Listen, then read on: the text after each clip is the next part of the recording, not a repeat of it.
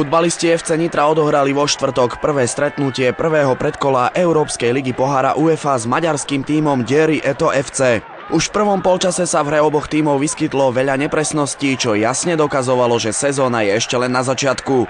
Vyše 2500 divákov však napriek tomu pod Zoborom videlo aj pekné futbalové momenty. O ten prvý sa postarali domáci hráči. V 14. minúte Štetina našiel prízemným centrom Martina Tóta, po ktorého presnom zakončení bol maďarský bránkar Santa úplne bezmocný. V ďalšom priebehu stretnutia sa však postupne ukázalo, kto na čo má. Tréner Győru Attila Pinter pozmenil taktiku a razom bojovne hrajúci mladíci zo Slovenska nedokázali na skúsenosť a nespornú kvalitu súpera nájsť vhodný recept. Hostia teda pochopiteľne prebrali iniciatívu na svoje kopačky a v 39.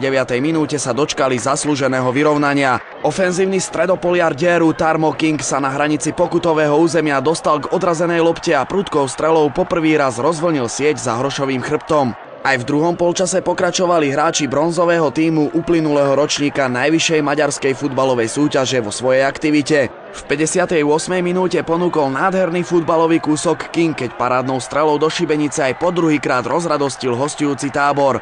Vyrovnanie mal potom na nohe Glenda, avšak jeho zakončenie bolo priam neuveriteľne zbabrané. Oslavné chorály fanúšikov Győru šťastí prekazil striedajúci Sloboda, keď po krásnom individuálnom prieniku vystavil celú defenzívu súpera do úlohy štatistov a nezadržateľne vyrovnal na 2-2. V závere sa ešte obe mužstva snažili strhnúť vedenie na svoju stranu, ale výsledok sa už nezmenil. Odveta je na programe už o týždeň 8. júla v Győri.